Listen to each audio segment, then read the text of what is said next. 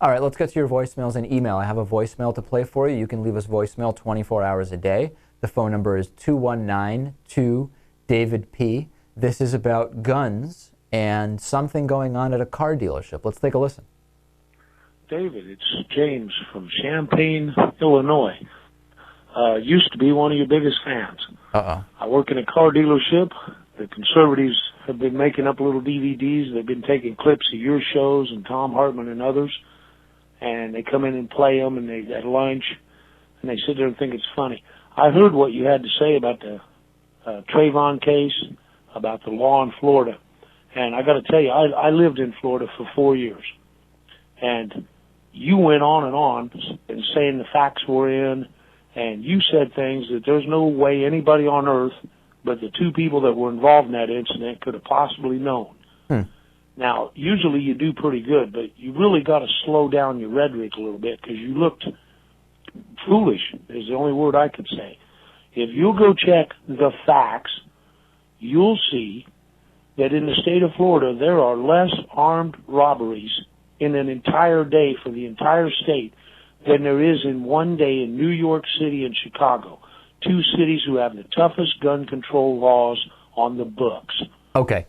I think we're talking about two different things. I don't know what rhetoric I need to slow down. The story was that justifiable homicides have tripled in Florida since the passing of the Stand Your Ground law, and that's the truth. But I don't know what the counter-argument is, that I didn't mention that compared to the amount of gun crimes in other heavily populated, dense urban areas, there are also gun crimes. I don't see what's the criticism. I did a story about justifiable homicide tripling, and that's what happened. That's it. I don't remember everything we talked about that day, but I mean, I guess we did touch on gun control as a whole. Sure.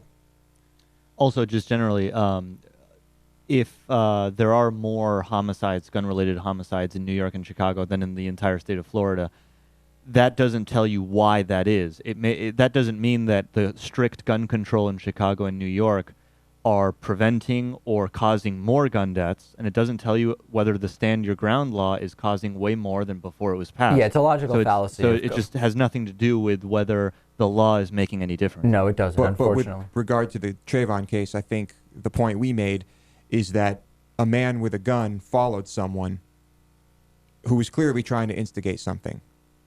The kid was followed, and that's seems to be the only true fact, but it's not looking good for Zimmerman if that's the case.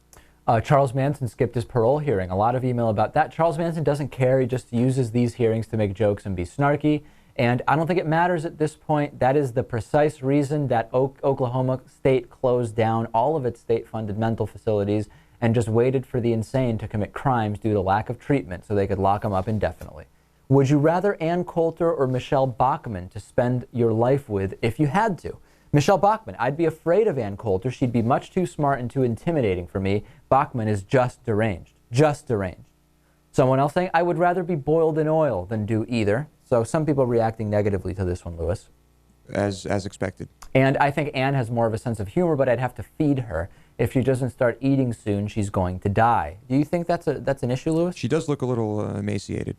And on the student being expelled from school after swearing on Twitter, schools have no business policing any activities that are not related to and using school resources. That is a no-brainer. Well, the question was whether a school-provided laptop was used, right? Right. He was using a school-appointed laptop. I think that's the only reason why the school is going psycho. They're going too far, though. And lastly, my 9-year-old nephew was expelled for bringing a laser pointer to school and flashing it at another kid, not in the eyes. Yes, expelled. He has to be homeschooled now.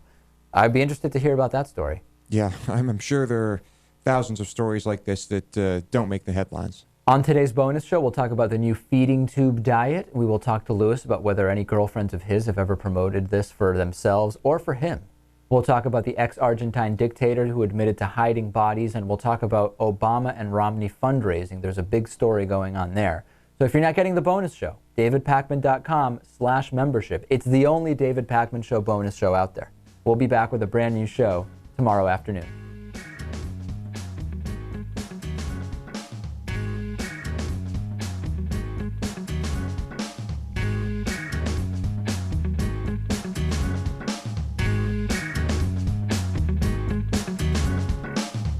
The David Pakman Show at davidpakman.com.